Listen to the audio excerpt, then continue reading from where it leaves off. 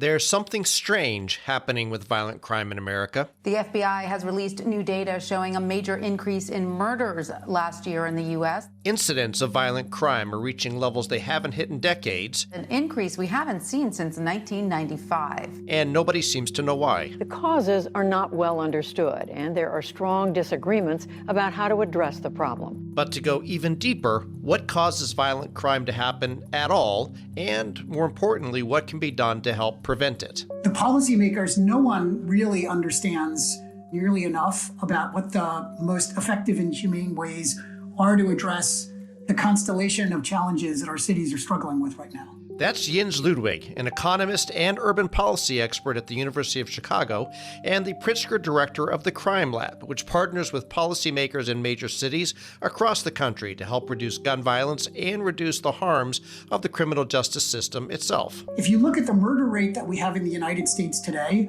it's almost exactly the same as what it was in 1950. We've made almost no long-term progress. And the incarceration rate in the United States today, I think, as everyone knows, is dramatically higher. A big reason for that is because we're just so non-data driven in addressing these policy problems. Ludwig and the Crime Lab take a unique approach. They focus squarely on the data to study quantifiable and replicable ways to reduce crime and answer some of these complex questions. I think there's much more room for optimism now that we can use the tools of social policy and partner with community groups to prevent crime and especially gun violence from occurring in the first place, so we don't have to rely on this sort of exclusive after-the-fact criminal justice and incarceration approach. The one-of-a-kind data his team collects provides a sense of hope to what often feels like a senseless and hopeless problem.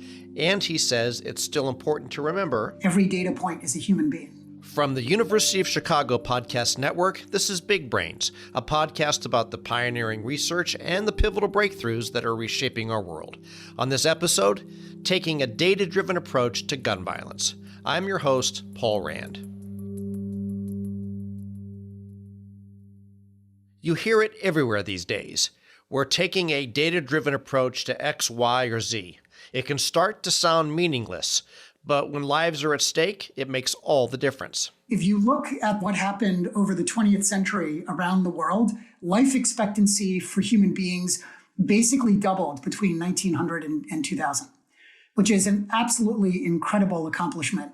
And one of the reasons for that doubling of life expectancy is in medicine, we take data very, very seriously. You know, in the US context, the FDA doesn't let any sort of new treatment be scaled up and delivered to lots of people before it's been subject to a randomized controlled trial, because we recognize it's critically important to understand what's actually effective before we adopt this at large scale.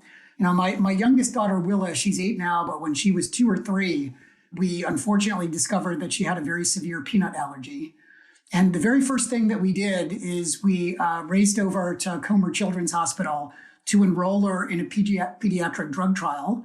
You know, I think the only way that we are going to help everybody's kids avoid the emergency department is by doing things like these randomized trials to help us better understand how to prevent these severe allergic reactions.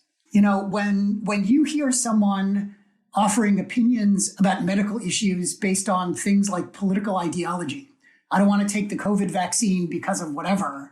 When people look at medical issues and offer opinions based on their intuition, their gut, you know, I think I can cure COVID by injecting bleach or eating lots of garlic. We look at that and think it's crazy. So, some of us do. Some of us do. In contrast, when you look at how we think about dealing with problems like gun violence and the harms of the criminal justice system, in some sense, that's basically all that we do, is just view things through political lenses or through our intuition. We organized a conference through the Urban Labs recently, and one of the speakers there said that only something like 1% of what the public sector does actually has any evidence behind it, right? Most of what we do in addressing public policy problems, unlike in medicine, it's purely politics and intuition. That's a big problem, and I think you can see that in the results or in the lack of results. So Ludwig and the Crime Lab use randomized control trials to find ways to address violent crime. We'll get to those in a minute. But first, it's important to understand what causes violent crime in the first place. And for most of this conversation, when we're talking about violent crime, what we're talking about is gun violence. Gun violence is absolutely devastating. What we're seeing is a growing body of data and research showing that it's not just the victims, that gun violence devastates entire communities. There's a sociologist, this great sociologist at Princeton named Pat Sharkey, who's shown all of the ways in which growing up in communities where there's lots of gun violence really harms children's development. It negatively affects their mental health. It harms their schooling outcomes. Our University of Chicago colleague Steve Levitt wrote a paper about 20 years ago showing that gun violence in particular is one of the big drivers of population loss from cities. So when you look at the city of Chicago, for instance, everybody knows that the population's been declining over time. We're a population loser on net. Most of that population loss is disproportionately concentrated in the predominantly African-American neighborhoods of Chicago's South and West Side. Since 1980, the city has lost something like 400,000 Black residents. By way of putting that into perspective, that's roughly equal to the entire population of the city of Minneapolis. Gun violence represents really an existential threat, not just to Chicago, but to every city in America. And that problem has been getting increasingly worse. We've all seen the statistics, according to the CDC. Homicide rates rose 30% between 2019 and 2020, the highest single-year increase in modern history. In Cook County, here in Illinois, there have been more than 1,000 homicides in 2021, the highest number since 1994.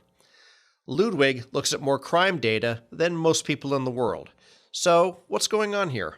As a scientist, I think the preamble that I have to start with is the confession that nobody really knows for sure, right? And so what I'm going to offer you is my best hypothesis for what's going on, but recognizing that it'll take us a while to understand what we're going through right now. But with that said, I think there are two key explanations for the rise in gun violence that we've seen the last couple of years all across the country. And I think it is the mental health fallout of the pandemic and a rise in gun carrying in public places. So last summer, the Centers for Disease Control did a population survey of American adults to try and better understand what the effects of the pandemic were on people's mental health. Something like 40% of American adults said they were struggling with mental health or substance abuse. 40%. 40%. Now, wow. If you look at the gun violence problem, right, gun violence is concentrated among relatively young people. Say 18 to 24 is unfortunately one of the peak ages of gun violence involvement. If you look at the CDC mental health survey, something like 75% of 18 to 24-year-olds were struggling with mental health or substance abuse during the pandemic.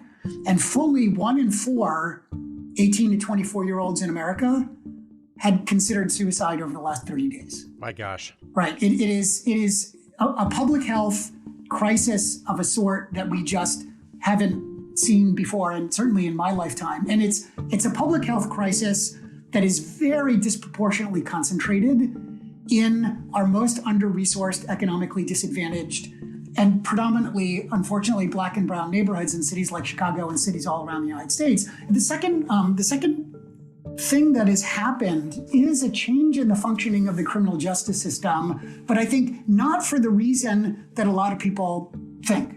As the pandemic started in March 2020, the criminal justice system, for understandable public health concerns, decided to really limit in-person interactions to the degree to which they could, right? And you can see in the data, one of the things that law enforcement did all across the country was greatly reduce the rate at which they interact with the public unless it was absolutely critically necessary. And you can understand why. Unfortunately, what we saw around the same time was, even though the rate at which the police were stopping people declined so much, the total number of guns, of illegal guns that the police were taking off the streets actually increased.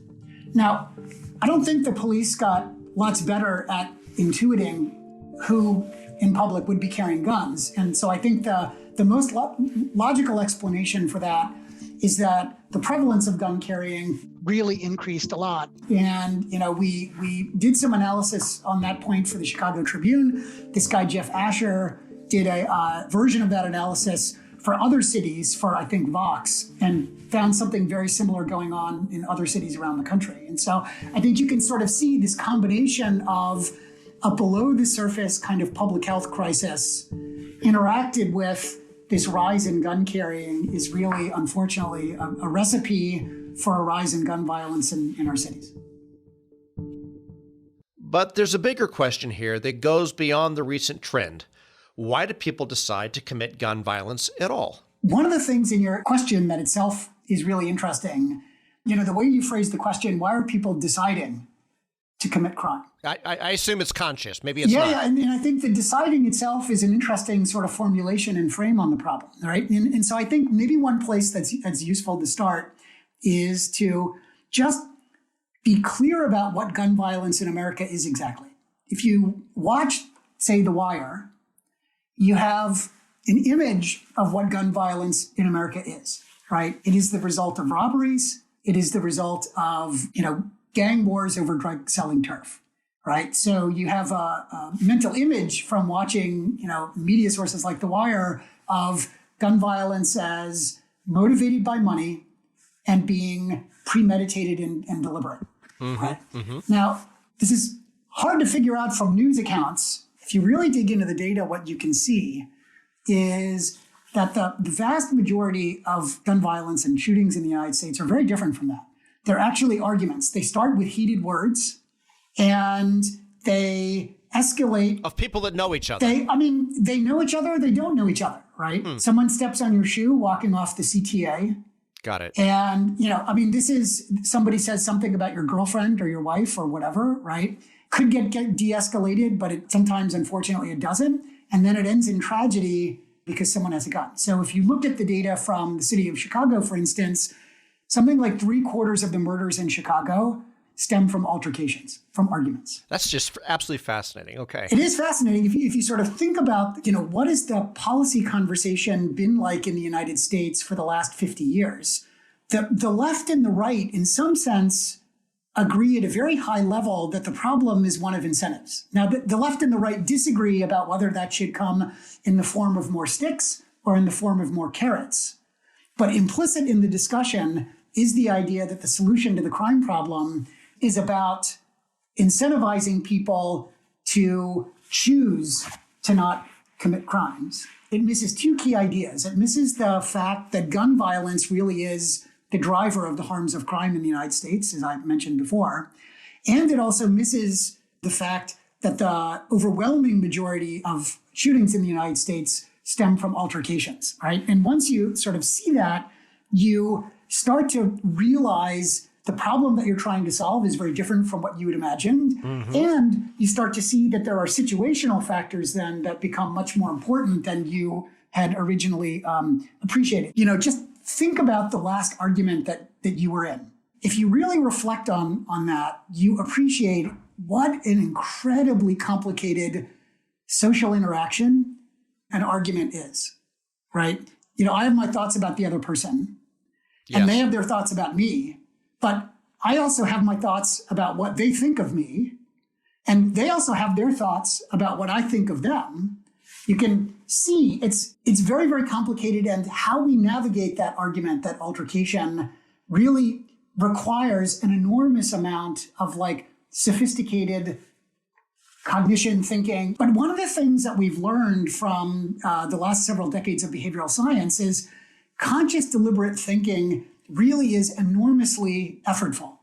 And so all of us develop automatic, or what psychologists call system one responses to situations that we see over and over again. They rely on rules of thumb, what psychologists call heuristics, and they are often emotional reactions rather than sort of deliberately thought through reactions. The reason that that's important is an argument is a situation where we desperately need to be thinking clearly. But, one of the things that psychologists have shown us, my friend Sendhil Mullainathan and Eldar Shafir wrote a book a few years ago called Scarcity that shows that stress depletes mental bandwidth and causes all of us to rely more on our sort of system one automatic sort of emotional heuristic rule of thumb responses.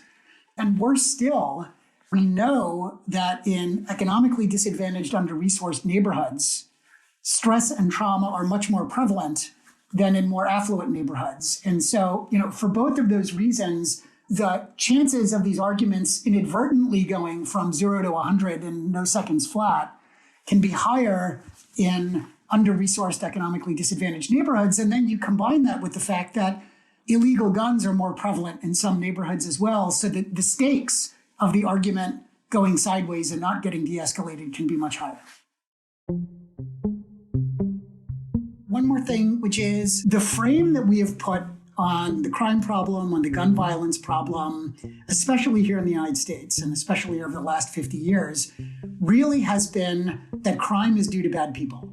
And I think what we are starting to learn much more from the data and the behavioral science research is that situations play a much more important role in understanding crime and especially gun violence than I think we had appreciated. And so one of the very first studies that I was part of myself was a federal government demonstration project called Moving to Opportunity.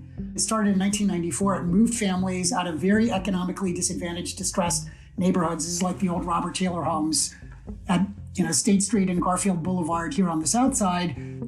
Help families move from neighborhoods like that to more affluent neighborhoods like Hyde Park. And it was structured just like a randomized control trial that provides gold standard evidence in medicine. And so some families moved, some families didn't move. And so we could tease out the effects of the neighborhood from something about the people themselves. And you could see that for the teenagers who moved from the distressed neighborhoods to the less distressed neighborhoods, the rate at which they were involved in violent crime declined by something like 50%. I think it really just by location, just by change. Like, your character does not magically change when you move a couple miles from 55th and Garfield Boulevard over to here to Hyde Park, right?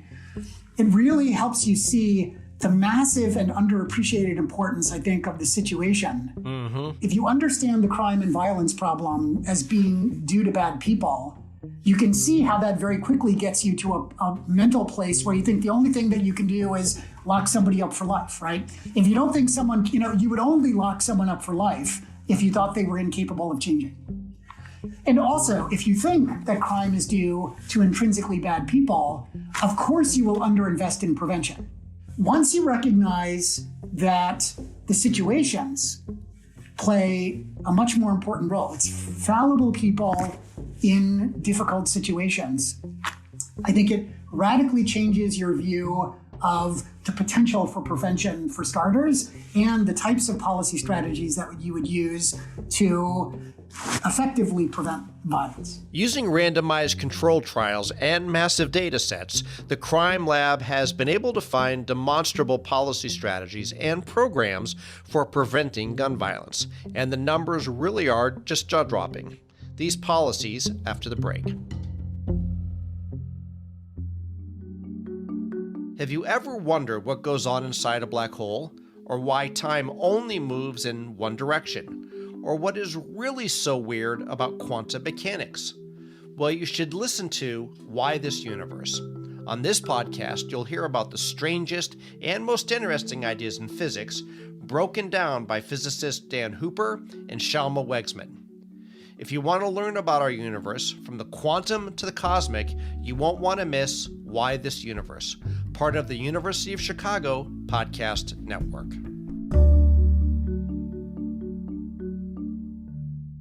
Let's transition, if we can, into what do you do about it? And I know you've got specific thoughts, and tell me if this is fair or not, but if we're looking at two sides of this coin. One is community and not-for-profit programs that address some of these intrinsic challenges that you're talking about, and the other is law enforcement. Is that the right way to think about this, or is it a more nuanced answer of how we should look at prevention? If you look at cities that have become safe around the world, every city essentially relies on those two sort of big picture policy levers, which is some combination of social policy and the criminal justice system, including law enforcement, to different degrees. And I think most observers would look at the United States over the last 50 years and agree that our policy approaches the last 50 years have leaned too exclusively on the criminal justice system to the exclusion of social policy. So let me start with what additional things you could do on the social policy side. All of the social programs that the Crime Lab has participated in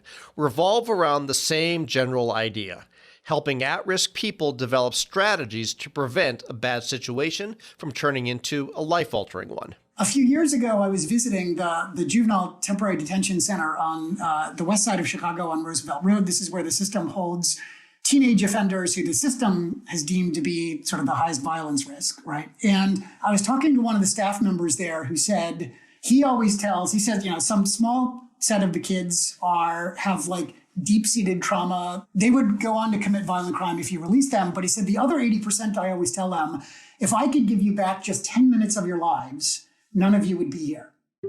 That has led to two different types of social policy approaches that I think we've started to have some success in cities around the country. And one is programs like Youth Guidance's Becoming a Man that help people anticipate those difficult 10-minute windows and navigate them when they're in them. Becoming a Man is a program started by Youth Guidance, a nonprofit in Chicago, which holds weekly sessions for at-risk young men to discuss ways to cope with challenges in their lives. My mom passed in the year of 2000. She was murdered.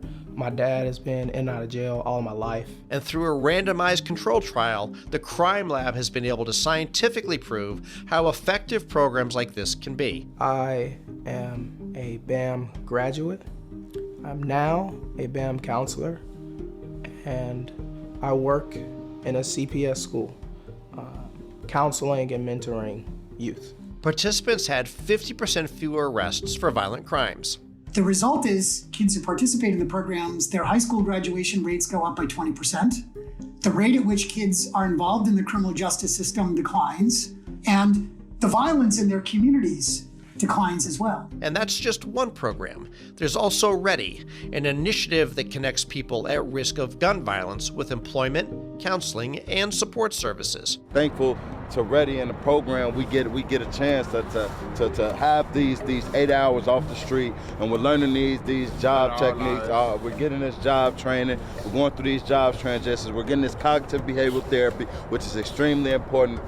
I think CBT is probably the most important thing that we get out of this whole READY initiative. A preliminary Crime Lab study showed that participants in that program have 79% fewer arrests for shootings and homicides. There's much more room for optimism now that we can use the tools of social policy and partner with community groups to prevent crime and especially gun violence from occurring in the first place, so we don't have to rely on this sort of exclusive after-the-fact criminal justice and incarceration approach.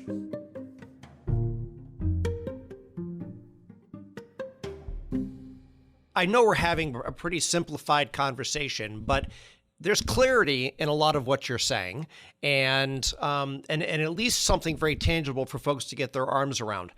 What's getting in the way of allowing us to be effective in places from implementing some of the things that you're articulating? Yeah, it's a great question. So, I think that one of the challenges that is getting in the way of sort of more effective policy responses is, in some ways, sort of the structure and financing of government in the United States. Like everything else, it comes down to money.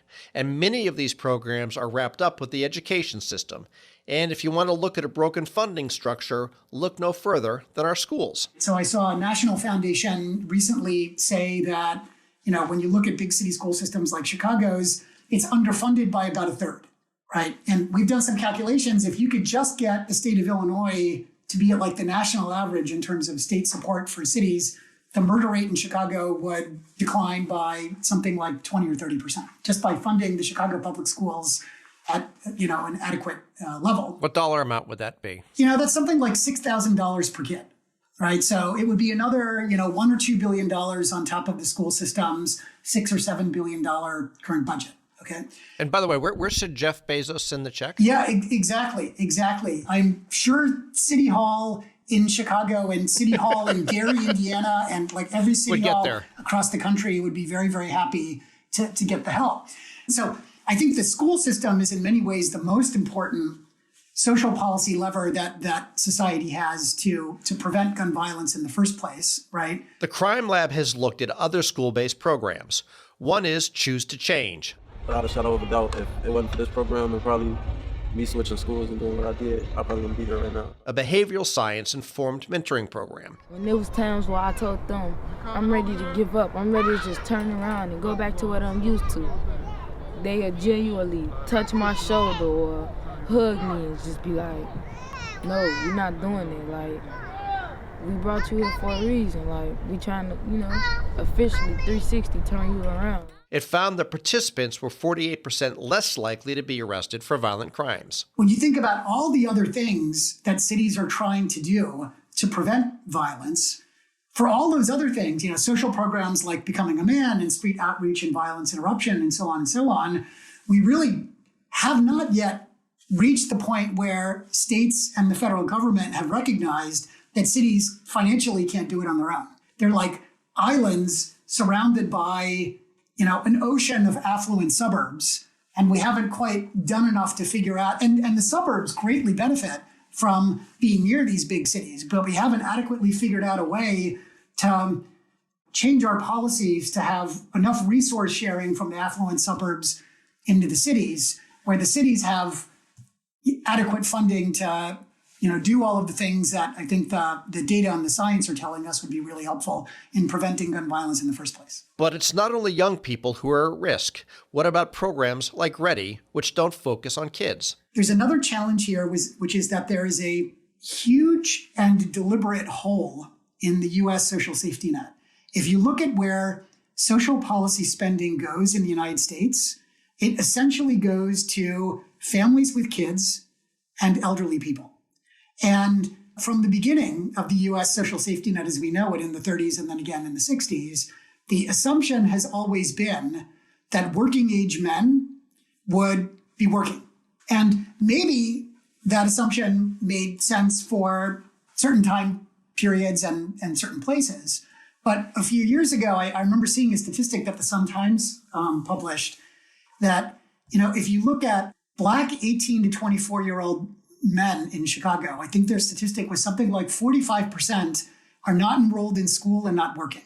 And so, there is nothing in the social safety net to solve that problem right now. And that is a deep structural problem that makes it hard to support all of these social policy responses that would not just help address the gun violence problem, because that's the population that's bearing the biggest burden from gun violence, but also make people's lives better in all sorts of other ways as well. There's another side of the coin when it comes to crime prevention, a much more contentious side, law enforcement. And if you follow these debates, there's something you've probably heard before, that if you increase law enforcement, crime will go down. So, is that true? One part of it is just looking at the data, right? And honestly looking at the data. And here's, I think, what the best available data tell us, which is when you put additional resources into police, serious violent crime, so crime goes down, especially serious violent crime, and especially in communities of color, and arrests for serious violent crimes go down at the same time. So whatever policing is doing is some sort of preventive deterrent, whatever it is, rather than just simply locking tons of people up for everything. Now, there are two caveats to that. One caveat to that is we do see arrests for low-level minor crimes can go up disproportionately in communities of color as well. And so I think the challenge for the field there is trying to figure out how you get the public safety benefits from policing in American cities without the collateral harms from low-level crime enforcement. And that really is the million-dollar question. To try and tackle it, the Crime Lab has partnered with the Council on Criminal Justice to launch an independent task force on policing to use their data-driven approach to identify policies and practices that are likely to improve the fairness and the effectiveness of law enforcement. Over the course of last year, the task force developed 16 recommendations to reduce the collateral harms of law enforcement. Things like revising qualified immunity, prohibiting neck restraints, and no-knock warrants.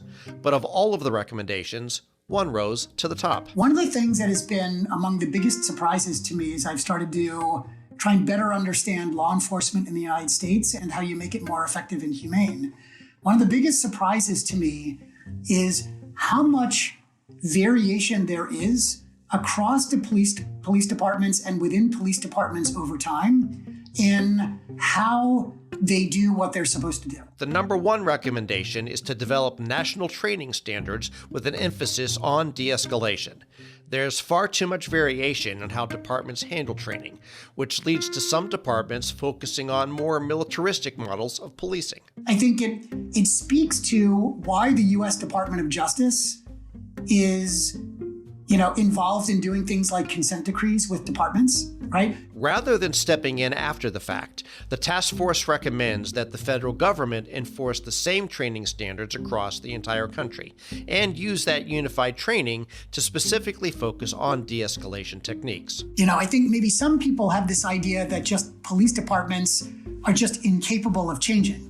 I think if you think that police departments are intrinsically as they are and can't change, then you might think that just like defund or abolish is the only thing that you can do. And, I think there are very much open questions about which specific departments can change and how much and how you get them to change.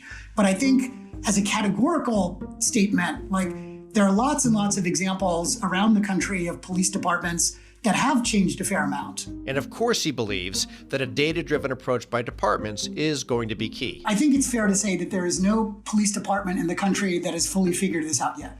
But I think many experts would look at LAPD and NYPD and see that they shifted to data-driven management much earlier and much more rapidly than I think many other police departments around the country have done. You can see the result. It's like in New York City. Again, there are lots of challenges that we still have in New York City, but what we've seen in New York is crime go down and incarceration go down at the same time.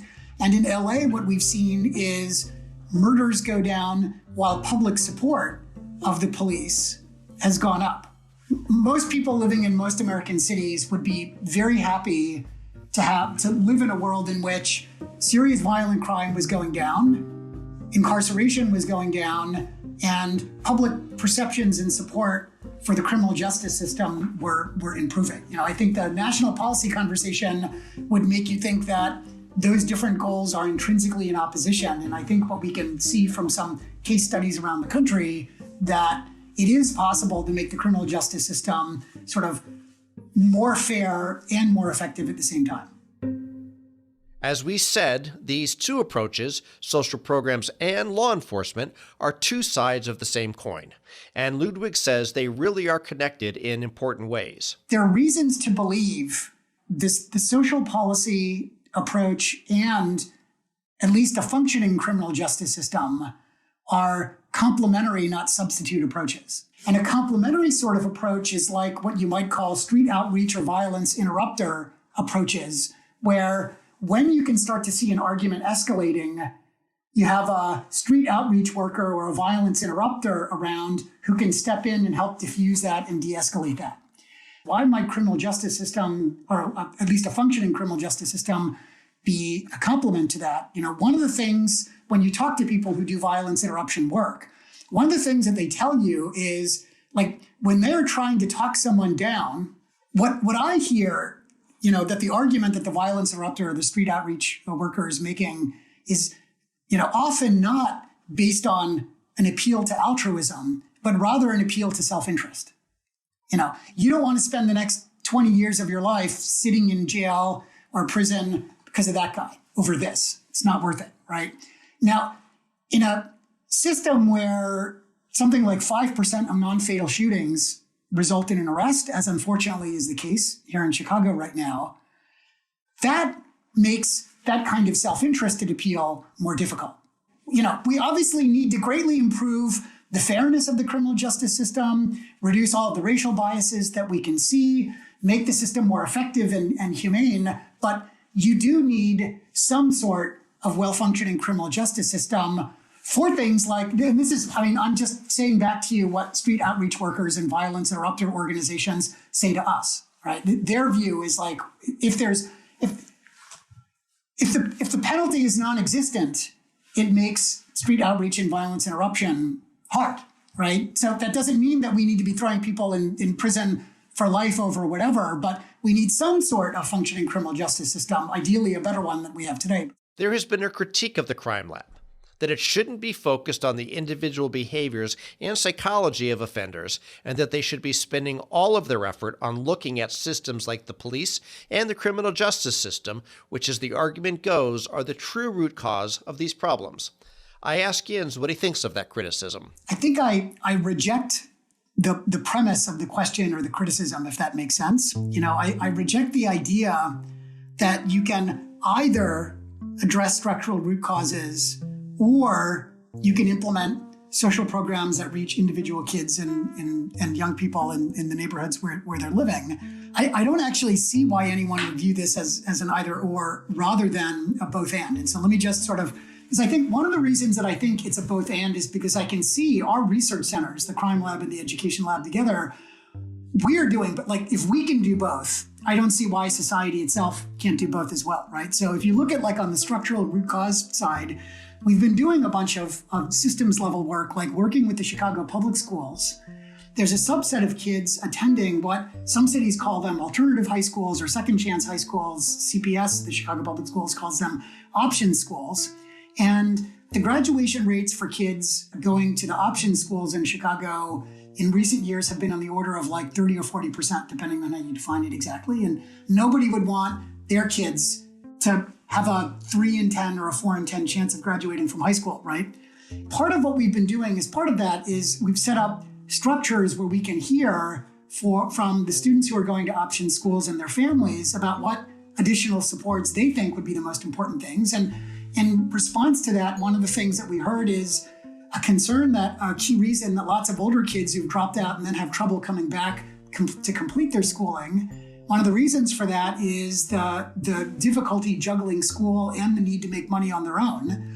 And in response to that, hearing that as part of this work, we're now working with CPS to figure out how to solve that. To just give you a couple other examples, it's we're working with the Illinois Attorney General's office as part to implement some aspects of their consent decree with the Chicago Police Department. We've worked with the city to build a gun violence dashboard that's helping street outreach and violence interrupter organizations all over the city do what they're doing to try and help their communities better. And, I've been working myself for 30 years to understand how policy can help desegregate neighborhoods and schools, right? We've been doing a lot on the structural side, but at the same time, right? At the same time, we can also see that when we, work with local schools to implement programs like Youth Guidance is Becoming a Man, the result is kids who participate in the programs, their high school graduation rates go up, right? I don't see myself why anyone would be against that, and in fact, when I go out and I talk to principals and teachers and families on the south and west sides of Chicago, I myself have never heard anyone out in the communities say that they want less access to things like Becoming a Man or Choose to Change or Ready, right? And so I think when I look at this, I don't see why we would get into this mindset that there's this false either or dichotomy between addressing structural root causes and implementing these social programs as well.